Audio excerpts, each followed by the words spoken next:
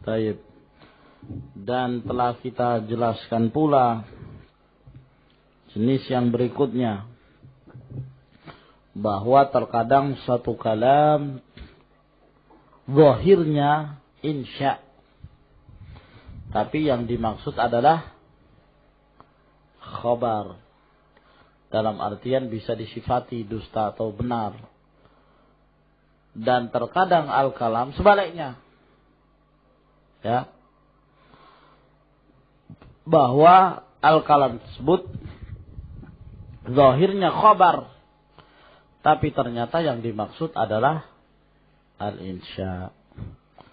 Nah, misalul awal, permisalan yang pertama, yaitu kalam yang zahirnya khabar, tapi yang dimaksud adalah insya.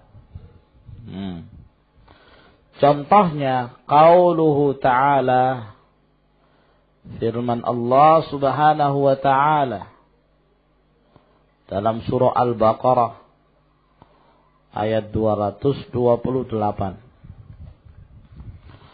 Wal mutallaqatu yatarabbasna bi anfusihinna thalathata quru'in. Bahwa wanita-wanita yang ditolak, mereka menunggu, ya, menunggui diri-diri mereka, yakni masa iddah mereka itu sebanyak 3 quru. Terlepas dari perselisihan yang terjadi di kalangan para ulama tentang makna al-qar'u di sini. Karena sebagian menyatakan quru yakni tuhur, ya, 3 kali suci. Ada yang mengatakan yang dimaksud al-qar' ay al-haid, 3 kali haid. Terlepas dari itu, kita tidak ingin membicarakan masalah itu. Tapi yang menjadi syahid dari firman Allah subhanahu wa ta'ala di dalam ayat ini adalah firman-Nya wal mutallaqatu yatarabbasna. Nah, yatarabbasna di sini apa bentuknya, ikhwan? Fi'il mudhari'. Ya, seakan-akan mengabarkan begitu, bahwa wanita-wanita tersebut yang ditolak, mereka menunggu masa iddah mereka selama 3 quru. Gitu. Ya, seakan-akan terjadi gitu loh.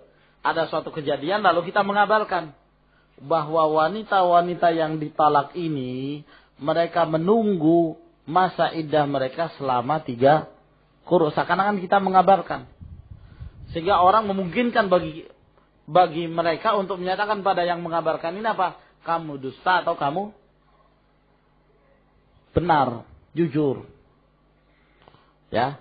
Kenapa? Karena bentuk lafaznya, kalamnya bentuknya apa? Khabar, ya kan? Mengkhabarkan. Fi'il mudhari'. Naam. Faqauluhu yatarabbasna bi suratil khabar. Maka firman-Nya yatarabbasna itu bentuknya bentuk khabar. Wal muradu biha al-amru. Tapi yang dimaksudkan di sini adalah perintah.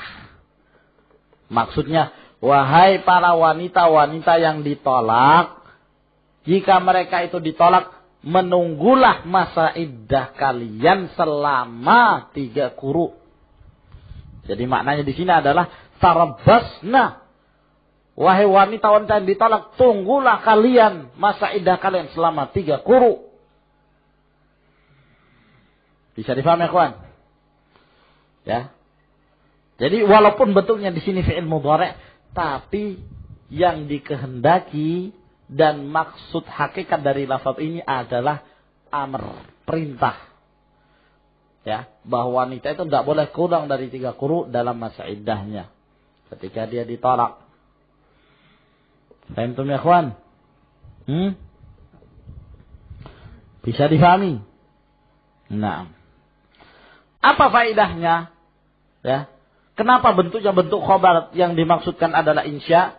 Wa faedatu dzalik, faedah dari perkara ini, ta'kidu fi'lil ma'muri bihi adalah untuk menekankan perbuatan yang diperintahkan itu. Hatta ka'annahu amrun waqi'un. Sehingga seakan-akan itu merupakan satu perkara yang terjadi. Yutahaddatsu anhu, yang dibicarakan, kasifatin min sifatil ma'mur, seperti satu sifat dari sifat-sifat yang diperintahkan. Nah, jadi itu faedahnya. Nah, dari sini kita mengetahui bahwa lafaz atau kalam, ya, yang disebutkan oleh Allah Subhanahu wa taala dalam bentuk khabar, padahal yang dimaksudkan adalah al-insya, itu lebih kuat penekanannya, ya, lebih kuat penekanannya daripada hanya sekedar perintah. Nah, kalau sekedar perintah ya perintah saja begitu. Tapi kalau bentuknya khabar, maka itu perintah dan ditekankan sehingga seakan-akan itu sudah terjadi. Ya, bagaikan berita yang diberitakan, gitu loh. Karena sudah terjadinya, padahal yang dimaksud adalah insya, bukan suatu kejadian. Nah, tapi berbentuk seperti suatu kejadian agar kemudian mereka betul-betul melaksanakannya sehingga seakan-akan perintah itu sudah dilaksanakan sehingga sudah terjadi. Bisa difahami ya, kawan? Hah?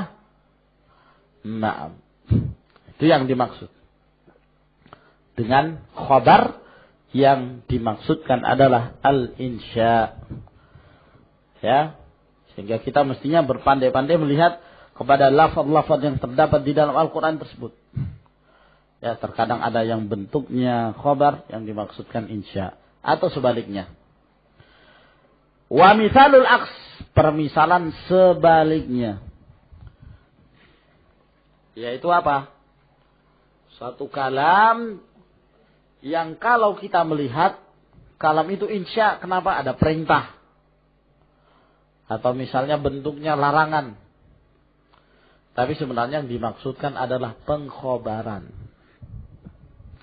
Misalnya qauluhu ta'ala,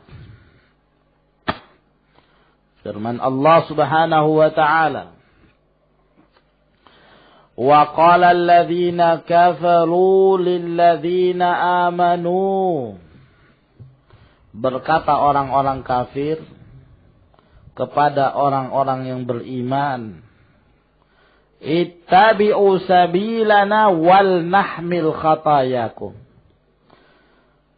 ikutilah jalan kami wahai orang-orang yang beriman, ya, wal nahmil, lam apa di sini? Lamul amr. Dan hendaklah kami yang membawa kesalahan-kesalahan dan dosa kalian. Orang kafir. Dikata orang kafir, ikuti saya, dosanya nanti saya yang tanggung. Nah, ini mirip ucapan orang-orang kafir ya, seperti ini, ya. Sudah, jangan ini, tidak boleh, ini kemaksiatan. Loh, biar, pokoknya ikut, nanti saya yang tanggung semua dosanya. Nah, kata orang-orang kafir. Ya. Yang menjadi syahid di sini adalah firman-Nya wal nahmil khatayakum. Fa qauluhu wal nahmil, bentuknya apa di sini, ikhwan? Perintah, ya kan? Dan perintah termasuk apa? Khabar apa insya? Insya. Sehingga tidak bisa disifatkan dusta atau benar. Ya kan? Nah, wal nahmil bi suratil amr wal muradu biha al khabar. Tapi yang dimaksudkan adalah apa? Khabar. Ya, ikutilah jalan kami, adapun masalah dosa kalian kami nanti yang tanggung, begitu. Nanti kami yang menanggungnya. Ya, mereka mengabarkan. Ai maknanya adalah wa nahnu nahmilu, kami yang menanggung dosa-dosa kalian. kesalahan-kesalahan kalian. Nah, di sini bentuknya amr. Amr adalah insya, tapi ternyata yang diinginkan al-insya al-muradu bihi al-khabar. Insya tapi yang dimaksudkan adalah khabar. Nah, wa faidatu dzalik, dan faedah yang demikian itu, yakni faedahnya al-insya yang dimaksudkan adalah khabar, tanzilu syai'il mukhbali anhu, mendudukkan sesuatu yang dikabarkan, munazzal al-mafrudil mulzam bihi. Ya, mendudukkan sesuatu yang dikhabarkan tersebut kepada kedudukan yang diharuskan untuk dipegang gitu. Diharuskan untuk dikomitmeni. Nah, ya. Sudah, nanti masalah kesalahan kami yang tanggung. Nah, diharuskan seorang itu untuk mengikutinya. Dan ditegaskan, dan masalah yang kalian khawatirkan sesuatu yang akan terjadi pada kalian, kami semua yang akan menjadi tanggungannya, begitu. Semakin ditegaskan. Ya. Dengan menggunakan lafaz wal nahmil, bentuk amr, ya. Kalau hanya menyatakan wa nahnu nahmilu, ya, sedangkan kami membawa khotoyakum, kesalahan-kesalahan kalian, kelihatannya kurang tegas begitu, ya. Di dalam ilmu balaghah itu kurang tegas. Tapi kalau dengan bentuk seperti bentuk perintah wal nahmil, ya, yang di situ mengandung talab, ya, mengandung ada unsur perintah, seakan-akan sesuatu ini adalah sesuatu yang diharuskan karena diperintahkan. Nah, sehingga ini semakin memperkuat pernyataan seseorang bahwa itu akan ditanggung semuanya. Semakin tegas untuk meyakinkan seorang yang mendengarkan perkataan tersebut agar dia mau mengikuti pernyataan itu. Nah, tapi tentunya ini pernyataan orang kafir. Wal kafiru kadzdzab. Tidak mungkin. Wala taziru waziratun wizra ukhra. Nah.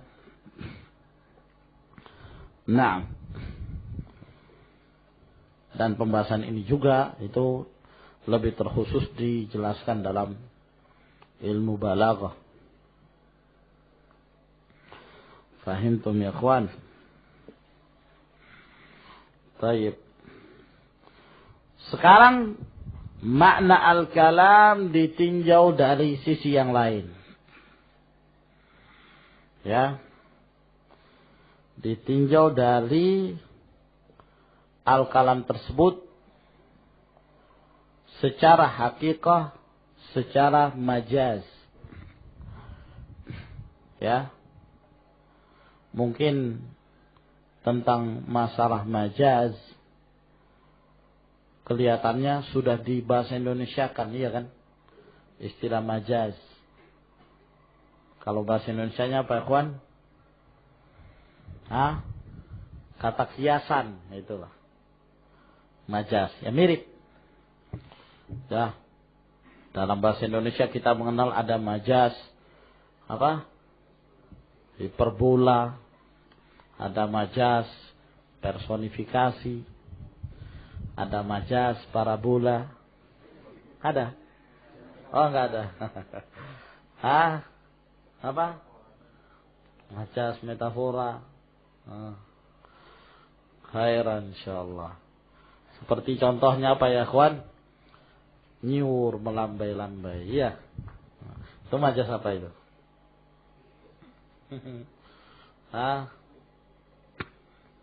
Apa lagi yang lain?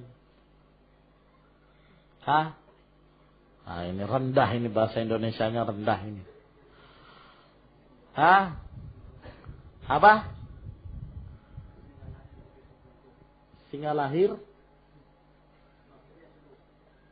Apa yang antum ngomong tadi apa? Datanglah engkau ke gubukku. Padahal rumahnya istana. Enak. Itu majas apa itu?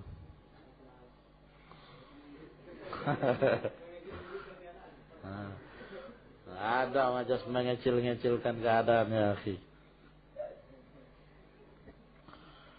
Khairan insyaallah. Ya. Al-haqiqatu wal majaz. Wa yanqasimul kalamu min haitsul isti'malu ila haqiqatin wa majazin. Terbagi satu kalam dari sisi penggunaan, pemakaian. Terbagi menjadi dua, ada haqiqah dan ada pula majaz. Naam. Ya. Fal haqiqatu, adapun haqiqah, hiya al-lafzul musta'malu fima wudi'a lah. Adalah lafaz yang digunakan terhadap apa yang telah diletakkan untuknya. Memang sudah diletakkan untuk itu. Ya. Singa makan kambing. Itu majaz apa hakikah? Hah? Hakikah. Kebetulan pada acara nasikah misalnya. Hakikah. Hah? Singa makan kambing. Hah? Ketika menghadiri perayaan nasikah salah seorang ikhwan. Singa makan kambing ketika menghadiri perayaan salah seorang ikhwan. Perayaan nasikah. Itu hakikah apa? Majaz. Hah? Nah. Tapi singa makan kambing di hutan belantara. Yang tentunya yang dimaksud adalah ya, hakikah. Nah. Misalnya asadun, kata asad, singa, lil hayawan al muftaris, bagi hewan yang muftaris. Apa namanya, kawan? Hah? Buas. Apa? Hah? Apa itu namanya? Muftaris itu yang sangar, ya buas lah. Nah. Hah? Ganas. Nah. Fa kharaja biqaulina, maka keluar dari perkataan kami al-musta'mal, lafaz yang digunakan, keluar al-muhmal, ya. Lafaz yang tidak digunakan. Ya, karena kalau tidak digunakan ya bukan kalam, ya kan? Fala yusamma haqiqatan wala majazan. Tidak dinamakan haqiqah, tidak pula dinamakan majaz. Antum. Nah. Jadi disyaratkan kalam itu harus musta'mal. Ya. Wa kharaja biqaulina, keluar dari definisi kami, fima wudi'a lahu, pada apa yang diletakkan pada asalnya. Jadi pada asal peletakan, ya. Maka keluar darinya al-majaz, sebab majaz itu bukan asal peletakan. Asal peletakan singa untuk hewan yang buas itu, iya kan? Asad. Naam. Ya. Asal peletakan naam. Ya. Al-khinzir ya untuk hewan yang diharamkan dan begitu seterusnya. Nah. Dan Hakikoh ini pun terbagi menjadi 3 bagian, insyaallah akan kita sebutkan di pertemuan yang berikutnya. Ila huna tafaddalu hafizakumullah.